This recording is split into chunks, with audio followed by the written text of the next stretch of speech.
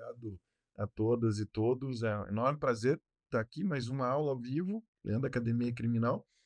E quando a gente pensou nessa aula, Andréia, a gente estava, né, discutindo sobre que tema que poderia ser aqui debatido. Eu fiz uma alusão a algo que eu sempre acabo conversando com meus alunos, que é o que eu espero do resultado do curso de graduação, o que eu espero como resultado de um curso de pós-graduação, o que eu espero de uma aula ou de qualquer aperfeiçoamento pelo qual as pessoas passem. O que eu espero é que ela tenha um instrumental maior do que tinha no início. E aí eu faço um paralelo com a atividade de um médico, né, porque o médico, antes de começar um curso de medicina, ele olha ali para um raio-x e não vai enxergar nada mais do que a gente enxerga, né? Aquela imagem ali, branco e preto, isso aqui é um osso, isso aqui, sei lá, né? A gente não passa além disso. E os cursos, eles vão servir exatamente para que a gente possa identificar o que que é uma fratura, o que que é uma doença. Essa fratura exige qual cuidado, exige qual tratamento. Para esse tipo de doença vai ter a aplicação, de qual remédio e assim por diante. E a mesma coisa a gente faz no curso de direito, porque antes de iniciar o curso, evidentemente, você vai ler uma decisão judicial e talvez consiga perceber que está escrita em português, né. Então, muito além disso, a gente não consegue chegar, né. E, no final do curso você consegue compreender, claro, articular teses, imaginar e saber qual que é o recurso, qual que é a forma, que tem que isso tudo tá costurado numa peça. E a nossa pós, ela tem essa proposta, né, tem esse propósito, fazer com que você consiga enxergar um pouco mais, dentro ou perante uma decisão, condenatória, quais são as teses, quais são as estratégias, quais são os temas que devem ser debatidos para que a situação jurídica do teu cliente seja melhorada, né, através de uma anulação do processo ou de uma absolvição parcial, uma modificação da pena, ou seja, são diversas as questões que, são e podem ser trazidas, né, e por isso a gente fez alusão ao raio-x, né, ou seja, da mesma forma como, o médico é preparado para enxergar, analisar um raio-x, a gente tem que estar preparado para analisar uma decisão criminal. E um dos objetivos do curso é exatamente esse, né, o de trazer chaves e o de trazer elementos que vão ser utilizados ali na prática, né, no final das contas é o que importa. O nome aqui eu já tinha, né, explicado para vocês como a introdução, porque, né, o raio-x da condenação, como ler uma decisão condenatória, e como a Andrea já havia, anunciado, né, agora há pouco, ela falou que a lógica da aula, o fio condutor dessa aula vai ser o exame de um caso concreto. O caso concreto que nós, escolhemos não é exatamente, né, uma leitura da íntegra, de uma sentença que, claro, levaria um maior tempo da gente articular tudo isso, então a nossa metodologia foi o de resumir os fatos de um caso concreto, só mudando ali os nomes e a cidade, etcétera, e resumir a aplicação da pena. Para através disso, através desses 2 grandes, elementos, a discussão do mérito e a discussão da pena, a gente possa ir construindo quais as teses que devem ser, articuladas nesse caso concreto. O caso que nós escolhemos para vocês é, pessoal, um caso do crime de contrabando e descaminho. A gente achou que é interessante trazer uma discussão de contrabando e descaminho, justamente por conta do próprio impacto econômico disso. A gente sempre fica pensando, né, André, que trabalhar com crime econômico são só os grandes casos, as grandes operações e tal, mas o tempo inteiro a gente vai ter dos menores aos maiores casos que têm a ver, né, com crime econômico, porque afinal de contas são 600 bilhões por ano em sonegação fiscal. E essas sonegações, lógico, elas estão atreladas a uma série de crimes que acabam sendo praticados no nosso território, e a gente achou interessante trazer uma questão de contrabando e descaminho, porque se são 600 bilhões por ano em sonegação fiscal, uma grande parte disso se dá por meio de importação e exportação, né? A gente tem 380 terminais portuários no Brasil, ou seja, uma enormidade, né? Então são 210 privados, tantos portos públicos, e a gente tem uma grande movimentação econômica, e está aí um lugar onde ocorrem fraudes, ocorrem problemas, ocorrem questões, em todas essas operações de importação e exportação no nosso território. Então, o caso, pessoal, do qual a gente vai tratar com vocês, diz respeito a uma dessas três estruturas aqui dos crimes de sonegação fiscal, dos crimes tributários. Porque os crimes tributários, eles têm três regimes jurídicos, né, conforme for o tributo do qual nós estejamos falando, né? A gente tem uma lei geral dos crimes contra a tributária, que é a lei residual, vamos assim dizer, a lei que trata de quase todos os crimes de sonegação, quando há algum tipo de fraude numa sonegação, né? A sonegação é feita por meio de uma fraude, via de regra, nós temos a Lei 8.137 de 1990, as questões relacionadas às contribuições previdenciárias, nós tratamos, pessoal, no Código Penal, artigos 337-A, 168-A, mas o que nós vamos debater nessa noite é exatamente os tributos de importação. O artigo 334, que é o descaminho, 334-A, que é o contrabando. E o caso do qual a gente vai partir, pessoal, para refletirmos juntos, para a gente tentar ilustrar toda essa discussão, é o seguinte, olhem lá comigo, né?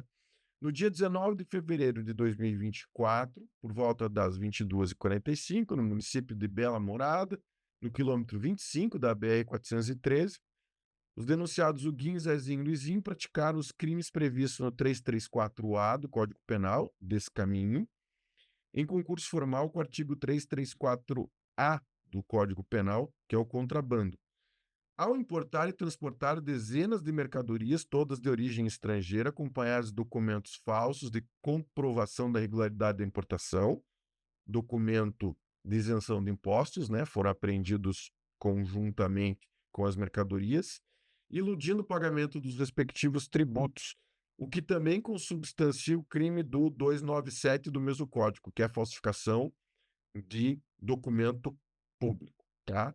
Na referida data, em vistoria no veículo realizado pela Polícia Rodoviária Federal, foram localizados no porta-malas produtos referidos com características de destinação comercial. Aí continua a descrição dos fatos.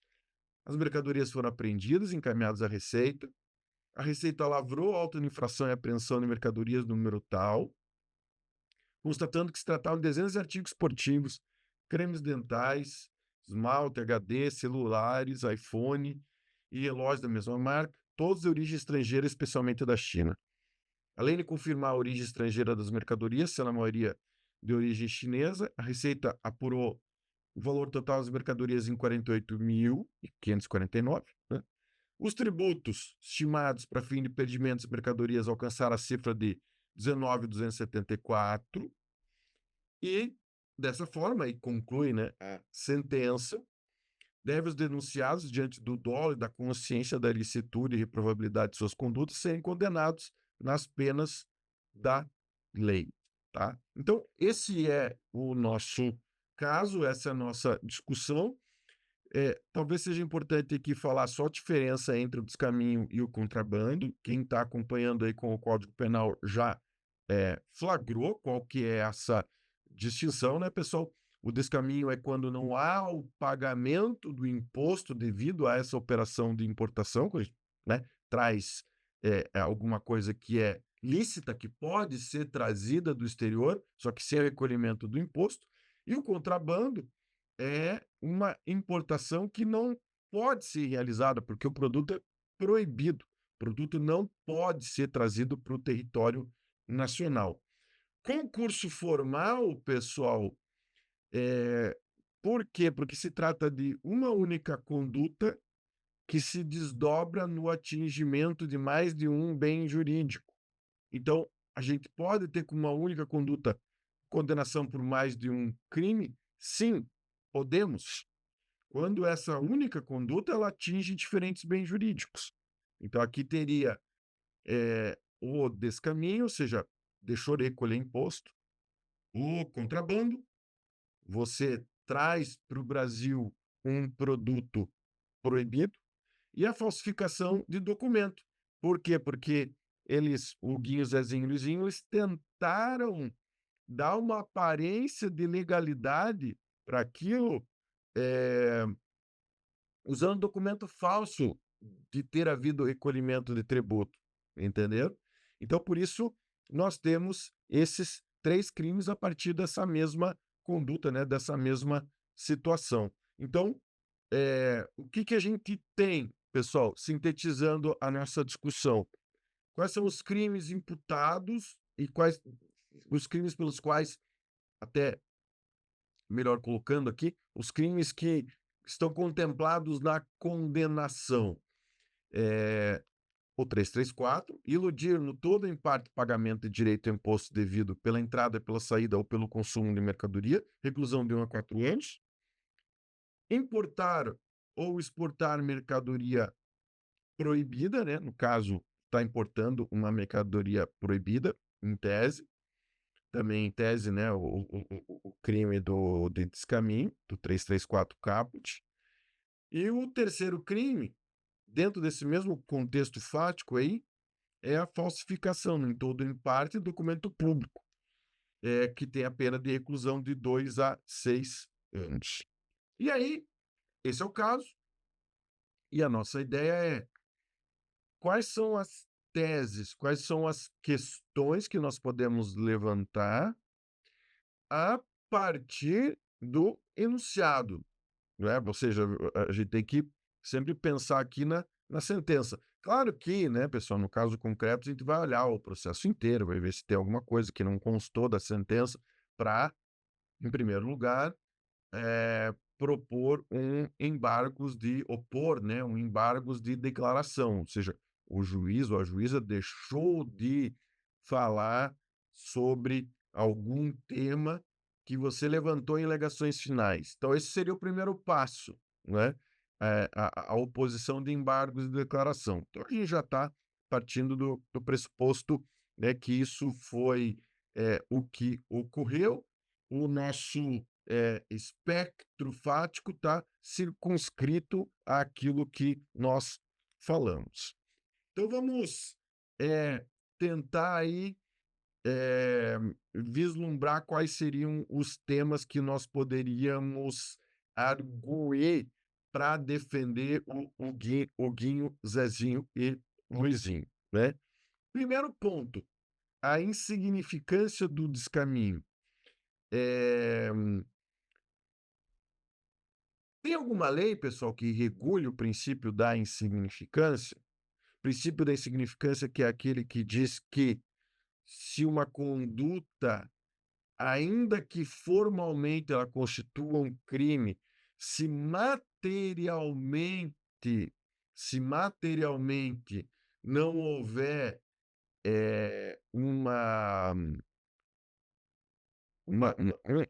um atingimento suficiente e relevante do bem jurídico, aquilo tem que ser entendido como insignificante, né. Eu sempre dou o exemplo nas minhas aulas do furtar um grafite da lapiseira. Já imaginou, né, você pega aqui no durante o intervalo da aula, você pega, né, o grafite da lapiseira, vocês não estão nem enxergando, provavelmente, né, tá aqui, ó, agora enxergaram.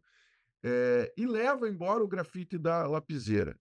E aí você, diante dessa conduta, do qual você foi vitimado, você vai registrar um boletim de ocorrência na polícia, você vai pedir instauração de inquérito para ter uma ação penal, para a pessoa ser condenada por furto.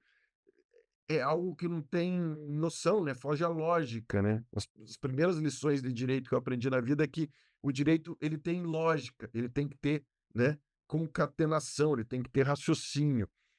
E a insignificância é isso, você a conduta é formalmente um crime, mas materialmente ela não ofende bem jurídico. E aí entra, pessoal, qual que é o desenho da insignificância no crime de descaminho? A partir do tema repetitivo 157. E aí um rápido parênteses para falar o que que é o tema repetitivo, né.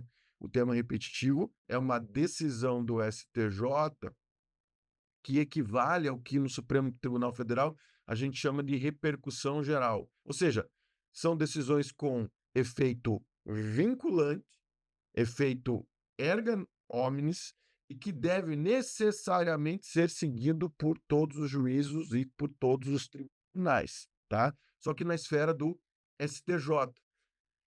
O STJ ele destaca um caso depois de normalmente depois de vários julgados, vários julgados, vários julgados no mesmo sentido, ele destaca um caso, julga na terceira sessão, que é a união da quinta e sexta turmas, do STJ, que são as turmas com competência criminal, tá, e estabelece um tema repetitivo.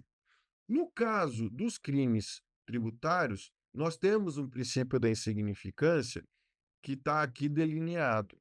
Incide o princípio da insignificância os crimes tributários federais e de descaminho, quando o débito tributário verificado não ultrapassar o limite de R$ 20.000, a teor do disposto no artigo 20 da Lei 10.522 de 2002, com as atualizações efetivadas pelas portarias 75 e 130, ambas do Ministério da Fazenda. Então, basicamente, o que que isso significa dizer, pessoal? Significa dizer o seguinte, que essa lei é a lei que diz que o país, através da Procuradoria da Fazenda Nacional, não vai se dar o trabalho de propor uma execução fiscal para alguém que deva menos do que R$ 20.000, sacaram?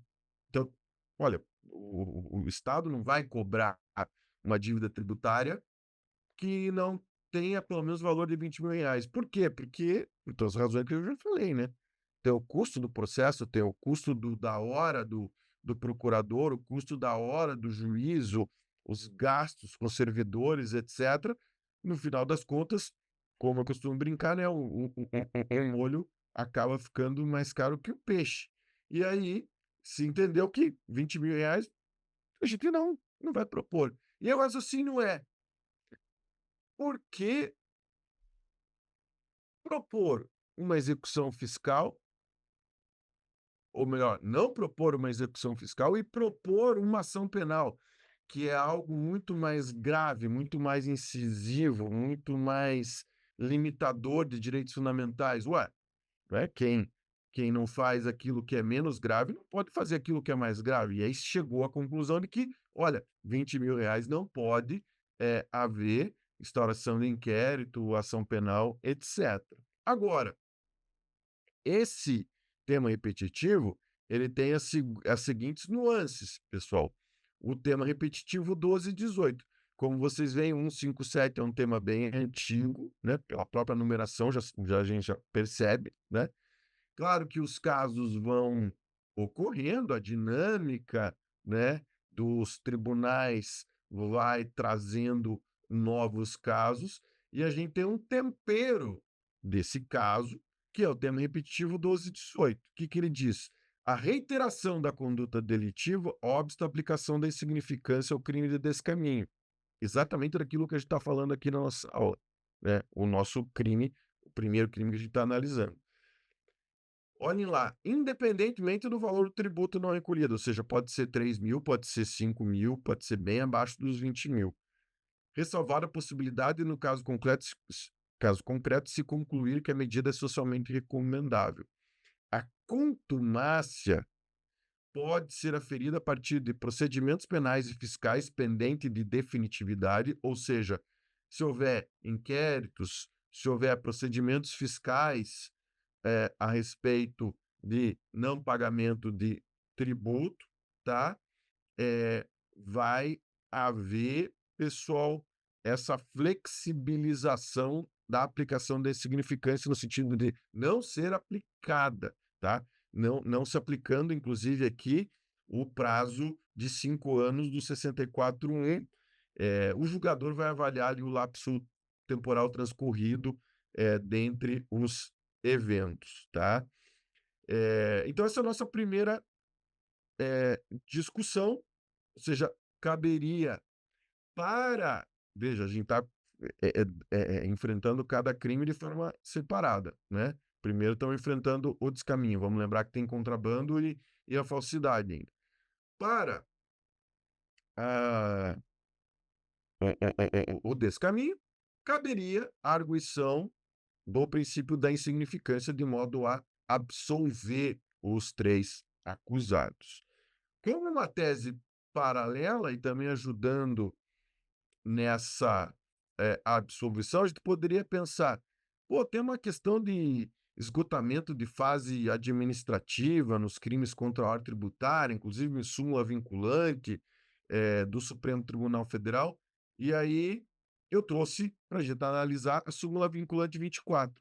Não se tipifica crime material contra a ordem tributária previsto no artigo 1º, inciso 1 a 4 da Lei 837, antes do lançamento definitivo do tributo. O que é isso aqui, pessoal? Isso aqui é uma discussão que há muitos anos é levantada pelos advogados criminais e tem a ver com a questão da independência das esferas.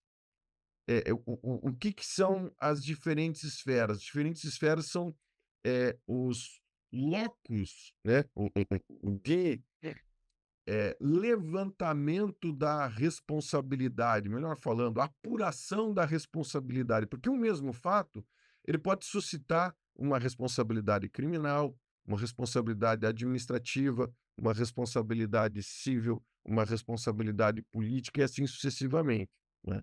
Então, alguém que desmata a floresta vai responder um processo administrativo lá no IBAMA e também um processo criminal.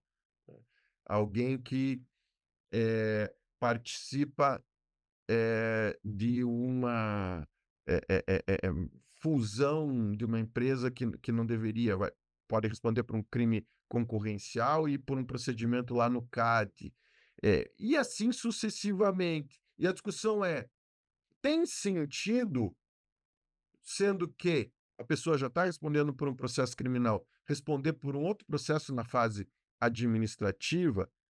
Eh, no Brasil, como que isso funciona, pessoal? No Brasil funciona a independência das esferas, tá? Vai responder lá o processo administrativo no IBAMA, no CAD, nas outras instâncias que a gente imaginar, e também o processo penal. E pior, se você for absolvido lá na esfera administrativa, isso não traz efeito vinculante aqui no processo penal, tá? Agora, a exceção disso são os crimes tributários, porque como a gente vê aqui na súmula vinculante 24, não se tipifica o crime material, ou seja, não existe o crime material contra a ordem tributária antes do lançamento definitivo do tributo, ou seja, no caso de crime tributário, claro, além do processo criminal tributário, vai haver o procedimento na Receita Federal, Receita Estadual, conforme for a competência do tributo, certo? E precisa esgotar esse procedimento na Receita Federal, Receita Estadual, para que possa se iniciar o processo penal. Porque a discussão é: puxa, não sabe nem se a pessoa está devendo.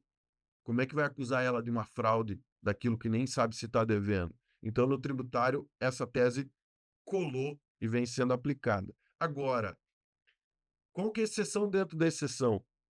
O descaminho. Em que sentido? No sentido que, apesar de aplicar para os crimes tributários da 8.137, lembra que eu falei que eram três as vertentes dos crimes tributários? Não se aplica para a vertente dos tributos de importação, né? Entendimento dentre vários aqui do STJ, né? HC 271/650, que foi. Não, esse aqui está sendo citado, né? O agravo regimental no especial 1426834, que foi julgado em junho de 2018, né? Dizendo que STF e STJ firmaram a interpretação de que a consumação do descaminho independe da constituição definitiva de crédito tributário, ou seja, essa é uma discussão que aqui não pode ser arguída, entendeu? Então, temos a primeira tese que a gente pode arguir, essa segunda tese que eu trouxe só para título de raciocínio, que a gente não vai arguir na nossa petição do recurso de apelação, tá? Agora, uma discussão que nós podemos fazer é a seguinte: vocês conhecem o princípio da consunção. O princípio da consunção, da consumação, tem algumas denominações, né, de acordo com os autores que dela tratam.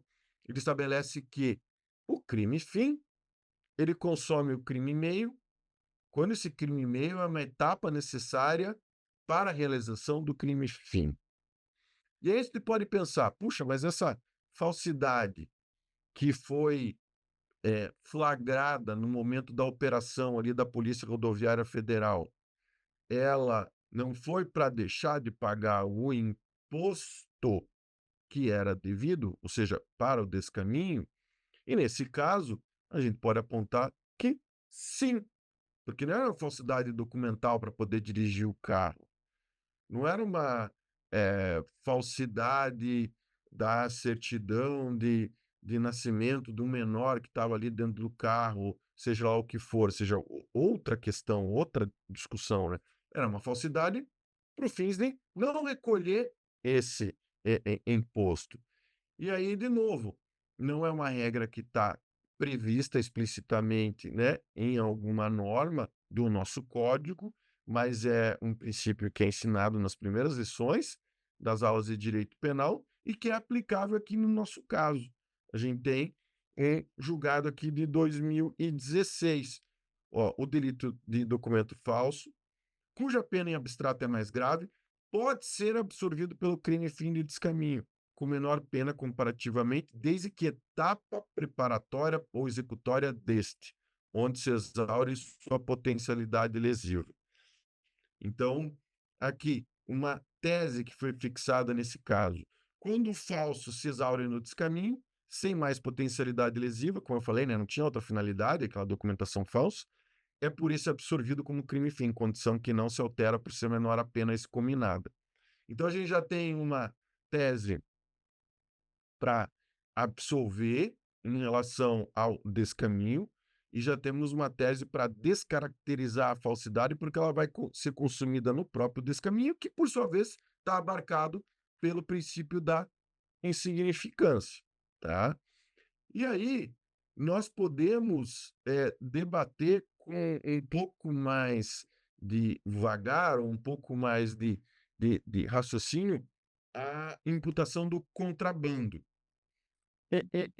O que é o contrabando, pessoal? Só voltando duas casas para trás. Eu já tinha explicado, o contrabando ele se constitui na importação de um produto que é proibido.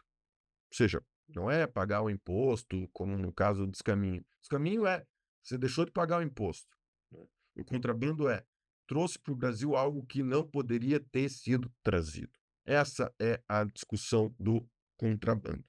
E aí, Vamos partir dessa decisão aqui do STJ de maio aqui de 2025, para a gente entender as delimitações, aí, o desenho daquilo que se exige numa condenação por contrabando.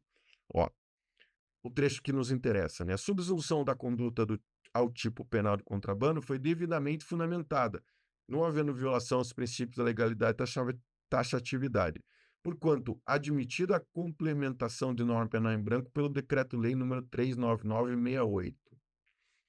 Aqui, pessoal, a gente também pode fazer uma rápida explicação, e para cada ponto, claro, a gente tem que fazer esse vai e volta, né? Explicar alguns conceitos, mas eu acho fundamental até para todo mundo estar, né, na mesma página, todo mundo estar discutindo em conjunto. O que é a Lei Penal em Branco? A Lei Penal em Branco é aquela lei que precisa de uma complementação para que a gente possa aplicá-la, né? O célebre tema de Lei Penal em Branco é a questão das drogas, né?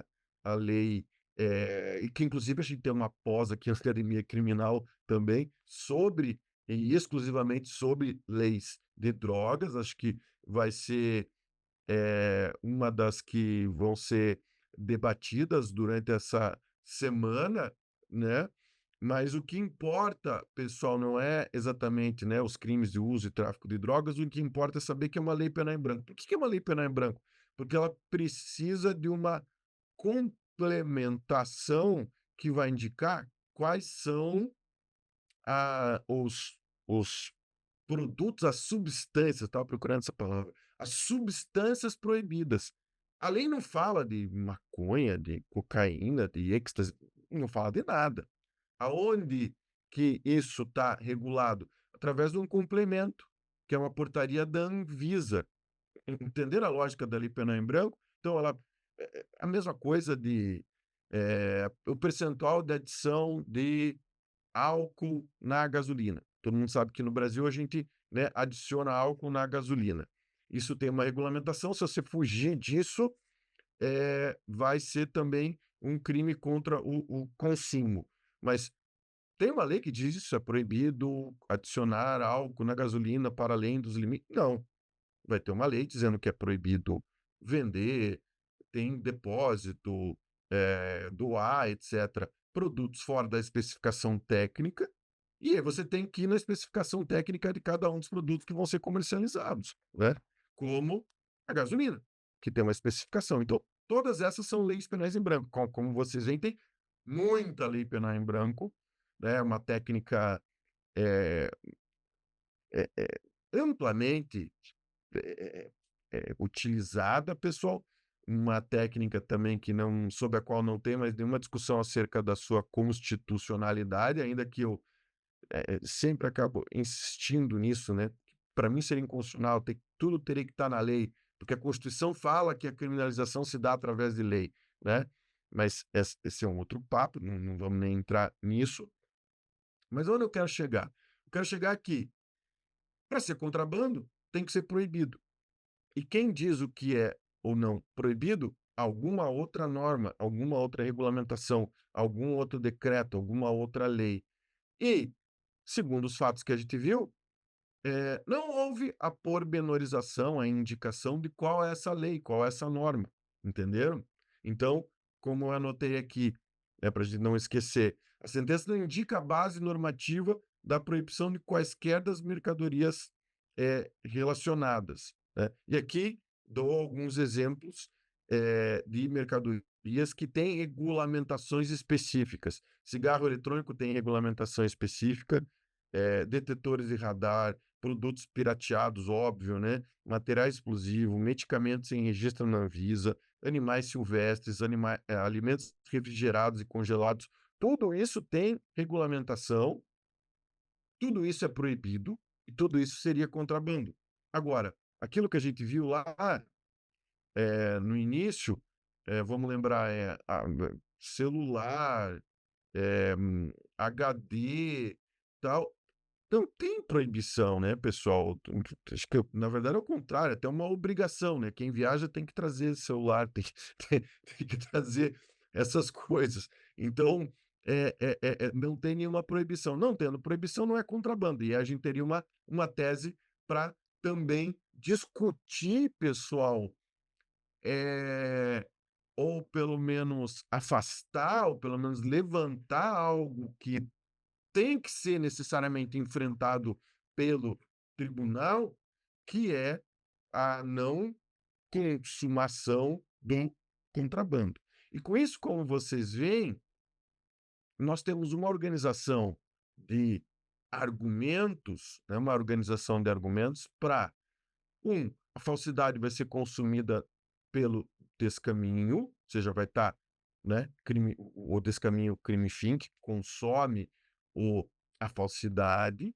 O descaminho, por sua vez, vai estar abarcado pelo princípio da insignificância, segundo a gente já viu do entendimento do STF e do STJ, e o contrabando tampouco estaria caracterizado por inexistir um produto que tenha uma proibição específica, ao que se soma a falta de indicação na própria sentença, pessoal, porque não adianta só ter o produto, tem que ter o produto mais a indicação, né? Porque a gente tem que se defender, né, de toda essa estrutura. Então, a nossa ideia era, num primeiro momento, discutir o mérito de um caso. Eu quero passar na sequência para, a discussão da aplicação da pena nesse caso. Claro que, eh, pô, professor, por que você vai discutir isso se já temos, teses suficientes para descaracterizar o crime, etcétera. Mas a vida não é exatamente assim, né, pessoal? A gente não pode confiar só numa tese, né? Por isso que existem teses sucessivas e tem até uma razão lógica, né? Se essa não é acolhida, você vai para outra, se a outra não é acolhida, você vai para outra, e no final, você também vai rebater a sentença, os pressupostos da sentença na parte da fixação da pena. Eh, Até porque, eh, você tem que arguir isso na apelação para que o tema esteja pré-questionado, e já entrando, né, dentro do aspecto da até de chegar aos tribunais superiores. Você tem que levantar todos os temas possíveis, e o tribunal tem que se referir a todos os temas, porque o papel do STJ e do Supremo vai ser verificar como a lei foi aplicada, como a Constituição foi aplicada. Se o tema não é levantado, não tem como depois você dizer que foi mal interpretada a lei, entenderam? E isso é o que significa pré-questionamento. Então, vamos agora analisar a aplicação da pena nesse caso. Eh, a aplicação da pena, ela tem uma peculiaridade que normalmente, pessoal, bom, primeiro, tem que haver uma aplicação da pena para cada um dos crimes pelos quais a pessoa está sendo condenada, tá?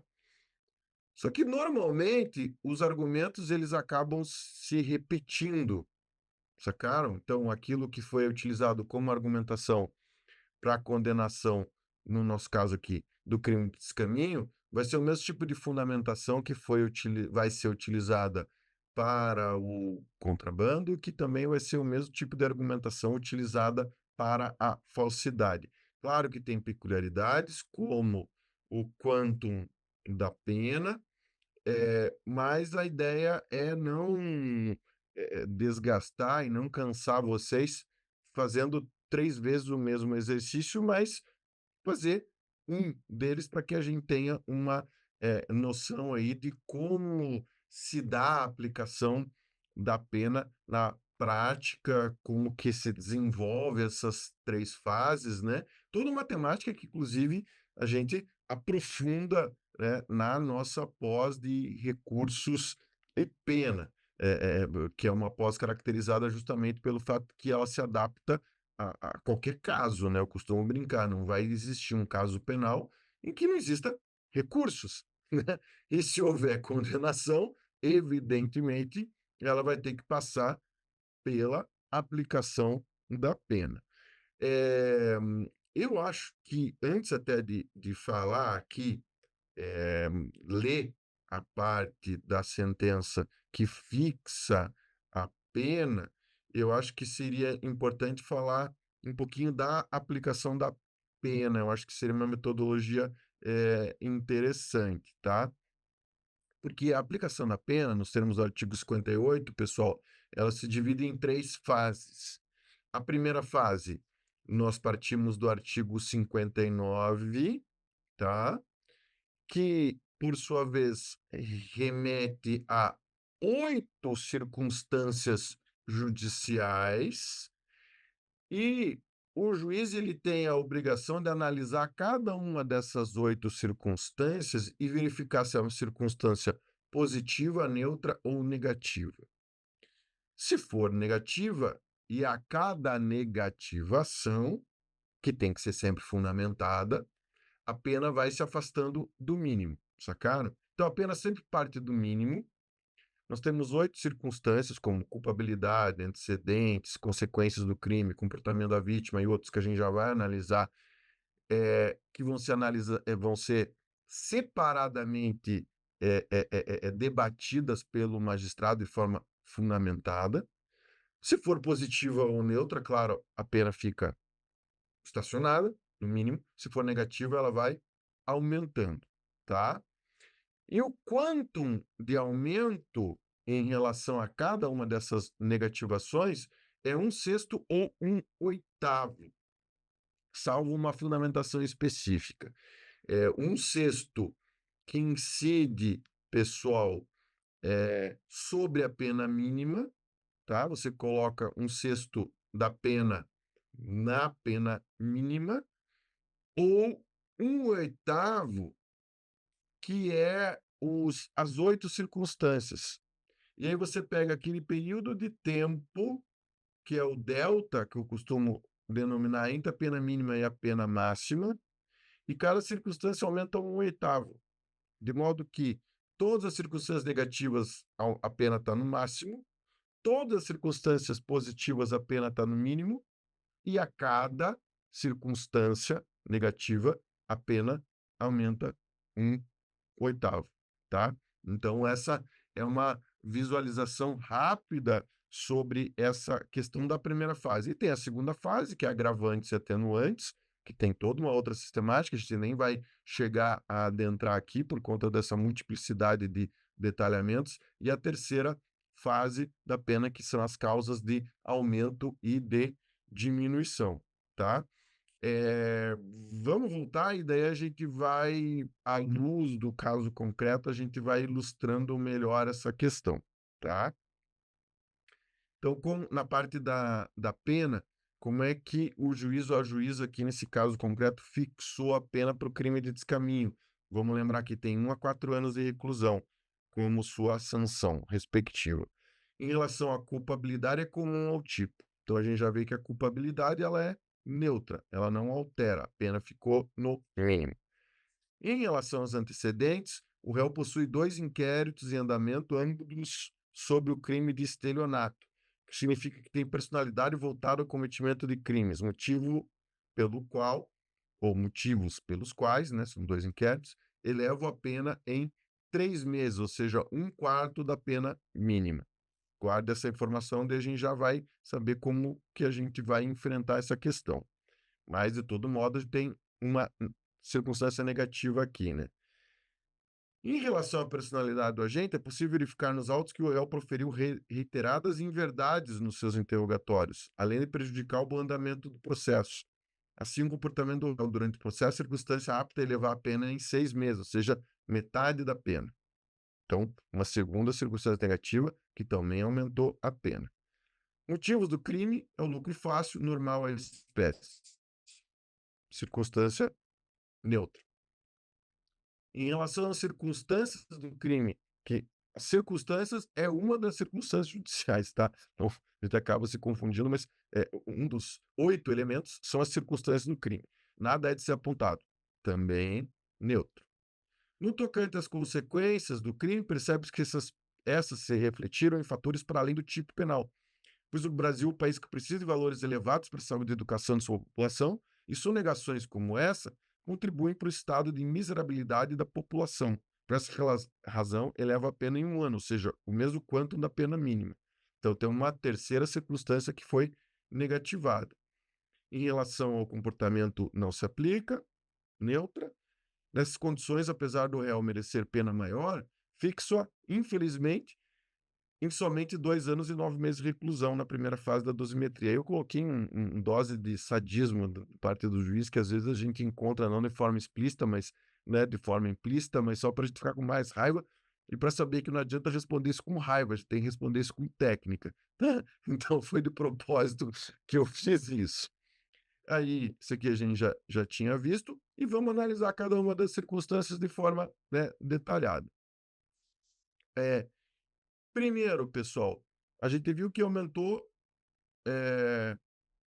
mais do que 1/6 e 1/8. Aumentou 1/4, aumentou a metade, aumentou o dobro da pena mínima. E esse é o primeiro ponto que deve ser analisado na pena, pessoal. Se o aumento de cada circunstância foi 1/6 ou se foi 1/8, ou se está fundamentado um aumento maior. Olhem só o entendimento do STJ 2024. Se procurarem decisões desse ano, vão encontrar também. Considerando o silêncio do legislador, a doutrina e a jurisprudência passaram a reconhecer como critério ideal para a individualização da pena o aumento da fração de 1/8 por cada circunstância judicial negativamente valorada, a incidir sobre o intervalo de pena abstratamente estabelecido. Lembra que eu falei, né, do delta? Por exemplo, a pena de 2 a 12 anos. São 10 anos de delta. 10 anos são 120 meses. Então, é 120 divididos por 6, que é uma conta que normalmente advogados não sabem fazer. A gente tem essa dificuldade de fazer qualquer tipo de conta, exceto quando são os honorários, mas dá 20 meses, né? São 20 meses. Então, para cada circunstância, nosso crime aí de 2 a 12 anos, né? Cada circunstância negativada aumentaria 20 meses,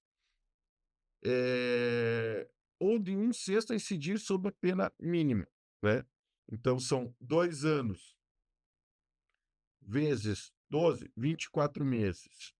Esse aqui, vezes, né, o 1/6, daria 6 vezes 4, 24, né? Daria 6 meses. Então, aumentaria 6 meses, se for para a metodologia de 1/6, tá? Então, ficou um pouco enrolado, pessoal, mas a decisão quer dizer o seguinte: você aplica 1/6 para cada circunstância negativada sob a pena mínima. No nosso caso, 6 meses. Ou 1/8, considerando que de 2 a 12 anos temos 10 meses, vai ter um aumento de 1/8 para cada circunstância. A primeira discussão no nosso caso concreto é que as frações aqui, elas não são nem de 1/6 nem de 1/8 e não tem nenhuma fundamentação específica para o caso, tá? Como falei aqui, ó, intervalos maiores tem que estar fundamentado, predomina o entendimento, né, de 1/6, tal, é a decisão do STJ. Esse é o primeiro ponto. Agora, sobre as circunstâncias propriamente ditas, pessoal. Nos antecedentes, trazendo lá o trecho, né, para facilitar aqui a nossa metodologia. O réu possui 2 inquéritos policiais em andamento, ambos sobre crime de estelionato, significa que tem personalidade voltada para o crime. Súmula, como que você rebate isso? Súmula 444 do STJ. É vedada a utilização de inquéritos policiais e ações penais em curso para agravar a pena base por conta do princípio da presunção de inocência, né? Então, o que pode ser utilizado como antecedente? Uma outra ação penal transitada em julgado que não se constitua em reincidência. Reincidência é um tema de segunda fase, mas basicamente é uma condenação anterior que esteja no intervalo de 5 anos anteriores.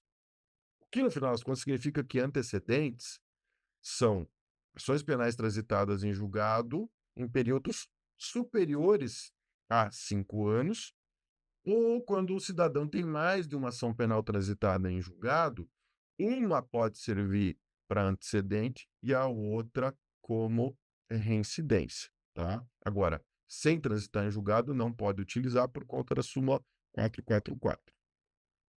Personalidade do agente. Lembra que o juiz ou a juíza falaram que ela tem que ser negativada porque o réu proferiu reiteradas inverdades nos seus interrogatórios, além de prejudicar o bom andamento processual. E aqui a gente tem o entendimento do STJ, num HC, pessoal, que fala que essa não seria uma circunstância, um fundamento idôneo, ou seja, uma justificativa plausível, porque o comportamento do réu no curso do processo não pode ensejar a exasperação da pena base. Então, esse é um argumento que também tem que ser rebatido. Então, como a gente viu, os antecedentes, a argumentação tem que ser rebatida, tem que voltar, né, tem que ser excluído o aumento dos antecedentes, e o aumento relativo à personalidade do agente também tem que ser excluído por falta de fundamentação idônea, né, uma fundamentação que tenha razoabilidade. A terceira questão é aquela papagaiada ali das consequências do crime, né? As consequências são, né, valores elevados para a saúde, educação, sonegação, né, contribuem para o estado de miserabilidade da população. Tá até errado ali, né, o contribuinte, tá constribuem. Eu sei falar, tá, pessoal? Se escrever contribuem aqui, na hora de revisar, revisei várias vezes. André é testemunha disso, escapa, né? Sempre escapa. Não tem como. Mas, olha só, como é que a gente rebate esse discurso? Através do próprio entendimento dos tribunais que uma sonegação que seja relevante, ela tem o quanto acima de R$ 100.000. Olha o raciocínio. Abaixo de R$ 20.000, insignificante. Lembro, né, que eu falei lá no início. De R$ 21 até 99.999, uma sonegação normal. Acima de R$ 100.000, uma sonegação relevante, que enseja o aumento da pena. Então, aqui, entendimento do TRF, super pacificado no Tribunal Regional Federal da 4ª Região, pessoal, né, que abarca a região sul. Sei que tem bastante gente da região sul aí nos ouvindo, falaram ali no chat, né, da onde que eram. Claro, que tem que pesquisar no TRF1, né, em todos os TRFs, para ver qual que é o patamar. Ó, na esteira da jurisprudência desse tribunal, são desfavoráveis as consequências do crime, no tocante a delitos contra a ordem tributária, sempre que os valores forem elevados, adotando como parâmetro o valor de R$ 100.000. Então, abaixo de R$ 100.000 não pode aumentar a pena por essa razão. Então, nesse sentido, pessoal, nós teríamos aí como que eu poderia dizer, a reforma da decisão no âmbito do tribunal em relação a essas três circunstâncias, que têm que ser revistas todas, porque os seus argumentos não são suficientes, eles não dão respaldo suficiente para o aumento da pena, como se não bastasse também o aumento em relação a cada uma das circunstâncias, aqueles que são maiores do que um sexto ou um oitavo, né? Era um quarto, metade, o dobro, também não tem fundamentação específica, tá? Então, essa era a nossa ideia.